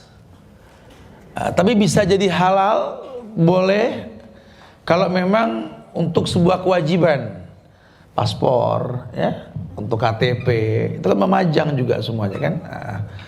Malis nggak ada masalah, tinggal luruskan niat. Tapi kalau di Instagram, saya sih berhusnuzon ya, malah cenderung kepada keburukan. Enggak lah, nggak mungkin lah kita foto betekuk gitu ya, belakangnya ada Ka'bah, ada apa manfaatnya? Dan nggak ada manfaat, wallahi nggak ada manfaatnya. Ya, ibu sudah menikah, bapak sudah, anak-anak sudah dewasa, takutnya ada orang yang hasut. Jadi kena ain nanti. Akhirnya dadakan sakit, padahal nggak tahu penyakit apa. Ain. Karena kita nggak tahu, kata Nabi kan tidak ada yang melebihi kecepatan takdir adalah ain. Sambaran ain tuh masya Allah bahaya. Makanya kalau kita pakai Instagram, kita pakai apa, tinggal tergantung niat. Karena kita juga pakai Instagram di Al-Azifi. Ya, karena Instagram ini kan bicara 1 menit sampai dakwah. Karena tujuannya dakwah nggak apa-apa. Tapi kalau kita nggak berdakwah cuma betekak-betekuk ngapain gitu ya? Nggak ada. Wallah nggak ada manfaat sama sekali. Ya. Cuma kalau memang kita yakin bisa bermanfaat, hukum asalnya mubah, boleh-boleh saja ya. Islam harus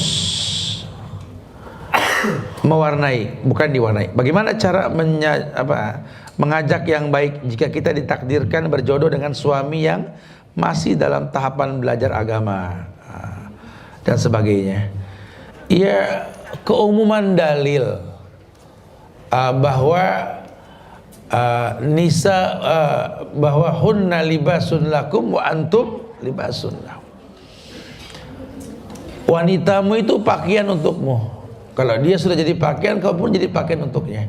Hukum asal perempuan ini kan menjadi penutup kekurangan suami, Bu. Ya, makanya ibu yang sudah banyak belajar ngelihat suami kurang baik dalam agama, ibu nggak nikah sama ulama. Tapi buatlah dia jadi suami yang mau belajar sama ulama. Ibu nggak nikah sama penghafal Quran, cuma jadikanlah pasangan ibu orang yang gemar belajar Al-Quran, gitulah. Karena kalau cari yang sempurna ya tidak ada. Terkadang kita bermanfaat buat orang, terkadang orang yang bermanfaat buat kita. Paling tidak watawasau bil haq, watawasau bis sabr.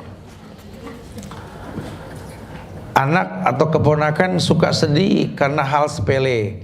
Lalu ibunya suka menjelaskan bahwa kalau sedih berarti kita sedang putus koneksi dengan Allah. Bodoh. dan harus istighfar. Apakah penjelasan itu betul? Ya mungkin saja, wallahu a'lam. Kayak nggak tahu di sedihnya apa, saya nggak paham. Ya. Apakah penyebab apa? Bagaimana ajarkan anak 8 tahun untuk menikmati sholat dan zikir? Al-ada al-muhakkamah, adat menjadi sebuah hukum kebiasaan. Ya, kalau saya suka bilang sama ustadz-ustadz di yayasan itu, sunnah kalian menatap jamaah ketika memulai sholat. Istawa tadilu sawu sufufakum fa inna tasfiyata sufuf min tamamis sholah. Lurus rapatkan sof, lurus rapatkan sof sempurna dalam sholat. Ini mata imam nih ngelihat makmum. Kalau makmumnya banyak anak kecil, orang tua yang lemah, orang-orang yang baru hijrah, tolong jangan bikin kapok, gitu loh. Bikin mereka nyaman. Iqra' ma tayassara minal Qur'an, baca yang paling gampang dari Al-Qur'an. Ya. Tapi kalau memang kelasnya ini orang-orang soleh, agamanya bagus, mereka butuh yang panjangan dikit. Ya baca panjangan dikit. Nah, ukurannya begitu. Ukurannya seperti jadi. Kalau memang banyak anak kecil, supaya dia nyaman sholat, bikin bacaan yang dia nyambung. Jangan sampai dia nggak nyambung, dia boring nanti. Karena anak kecil tuh bisa ngikutin bacaan imam, kebanggaan buat dia. Dan dia senang. Itu cerdasnya imam seperti itu. Allahu a'lam bishawab. Nah, ya. Coba deh kalau yang sudah umroh, sudah haji, jangan cuma sholat berjamaah, perhatiin jeniusnya imam-imam haramain. Ya, Masya Allah, apalagi kalau khutbah Jumat. Kita khutbah Jumat di sini, khutbahnya pendek, bacaannya panjang, betul. Kalau di Arab kebalik, khutbahnya panjang, bacaannya pendek. Berapa kali saya sholat di Masjidil Haram Jumat itu, khutbahnya panjang, kemudian giliran sholat itu baca wal asri sama ina atau ina. Oh, jamaah seneng banget ini. Cakep imam, dia bagus. Ya, hikmah di balik itu apa? Karena memang kondisinya panas, ya.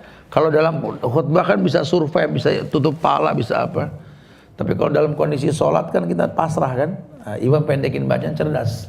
Saya sudah situ ya. Kalau dia ngimamin hari Kamis itu ya, atau Rebo malam biasanya, dia sholat, itu yang dia baca itu kondisi jamaah yang penuh saat itu.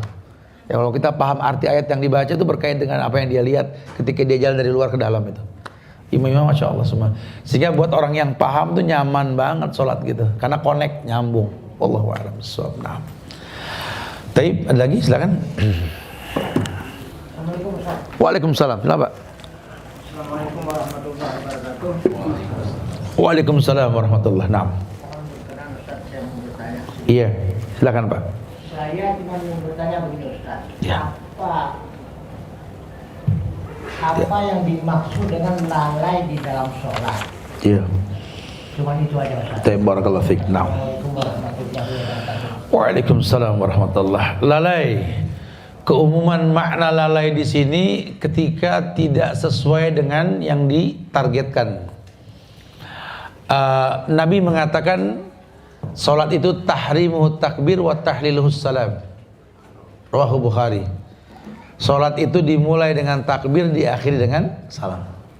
Sehingga yang dikatakan salat ketika sudah mulai takbir, haram semua aktivitas dan halal setelah ucapan salam. Ya, maka kalau di situ ada kekurangan berkait dengan kelalaian tadi. Ima mungkin tidak tumak nina, ima mungkin dia tidak bisa maksimal dalam bacaan yang dia baca. Ima dia tidak mendapatkan hikmah di balik sholat yang dia lakukan, maka masuk kategori lalai. Penyebabnya banyak. Yang pertama, ilmu. Ketika dia sholat tanpa ilmu, maka yang terjadi adalah kelalaian. Ilmu tentang apa? Allah. Berapa banyak orang yang sholat mengaku hamba Allah, tapi dia tidak hafal nama-nama Allah. Dia cuma ngaku hamba Allah, ketika suruh sebut 99 nama Allah dia tidak hafal. Terus selama ini kamu beribadah ke Tuhan yang kamu tidak kenal, lalai kamu. Dia bicara syarat sah sholat wudhu. Berapa banyak orang yang wudhu tidak tahu rukun wudhu. Rukun wudhu salah satunya apa? Basuh kepala. Mana yang dibilang kepala? Semua yang ditumbuhi rambut. Sehingga basuh kepala, basuh, balik lagi. Tapi banyak orang wudhu cuma begini. Ini jidat bukan kepala. Sehingga banyak kekurangan yang dia dapat dan dia nggak bisa maksimal memetik hasil dari sholat tersebut. Makanya keumuman lalai di sini ketika dia tidak bisa mengedepankan ilmu dan mencontoh Rasul Shallallahu Alaihi Wasallam. Wallahu a'lam bishawab, ya. Ada istilah mencuri juga dalam sholat nanti. Mencuri itu ketika dia melirik sambaran setan nanti, ya. Ada macam hal lah. Yang pasti memang dia nggak berilmu ketika ibadah yang dia dilakukan. Wallahu a'lam. Taib. Bagaimana menyekolahkan anak di sekolah campur bukan Islam? Karena sekolah Islam yang bagus selalu mahal dan jauh. Kita nih kalau beli barang ada harga ada rupa, bilangnya begitu. Tapi kalau pendidikan kadang-kadang kita perhitungkan betul. Jujur saya bikin yayasan sejak tahun 2007. Itu sejak 2007 tekornya tuh 60% setiap bulan gitu loh. Karena memang sekolah sunnah ini terkesan mahal karena memang gurunya itu kan harus bawa istri, bawa anak, harus kita fasilitasi, ya. Kemudian kondisinya itu menghilangkan yang syubhat, menghilangkan hal-hal yang mendatangkan mudarat sehingga penjagaannya maksimal. Dan keunikan dari sekolah-sekolah sunnah ini kadang kita nggak punya donatur. Karena masih jarangnya sekolah sunnah yang ada di negeri kita, sehingga mereka mandiri. Ketika mandiri ini kan membutuhkan biaya yang lebih. Akhirnya memang terkesan jadi tinggi. Subsidi sudah ada bukan tidak. Harusnya kita support kalau sudah tahu begini nih, gimana caranya ini supaya kita yuk saling membantu untuk mendonasikan apa yang kita miliki. Jadi bisa maksimal nilainya nanti. Ya, memang jujur. Mahalnya itu karena memang fasilitas dan biaya untuk guru dan anak-anaknya gitu lah. Itu memang Masya Allah. Ya semoga Allah mudahkan kita untuk bisa memperkecil nilai lagi nanti insya Allah, ya. Tapi kalau terpaksa anak bercampur dengan sekolah umum, ya kembalikan ke hukum asal, al-umum madrasatul ula. Ibulah yang jadi sekolah buat anak-anaknya. Wallahu musta'an. Taib, khair insyaallah, mudah-mudahan manfaat yang disampaikan buat saya pribadi jamaah sekalian. Minta maaf pada kekurangan. Kesempurnaan hanya milik Allah. Jaga ukhuwah di antara kita, jangan bosan saling mendoakan. Doakan diri kita, keluarga kita, doakan negeri kita Indonesia tercinta ini agar diberikan pemimpin yang saleh, pemimpin yang baik, menjadi wasilah datangnya keberkahan insyaallah, ya. Jangan bosan selalu mendoakan karena semua akan berubah dengan doa insyaallah, ya. Kita tutup dengan kafaratul majelis. Subhanakallahumma bihamdika. Assalamualaikum warahmatullahi wabarakatuh.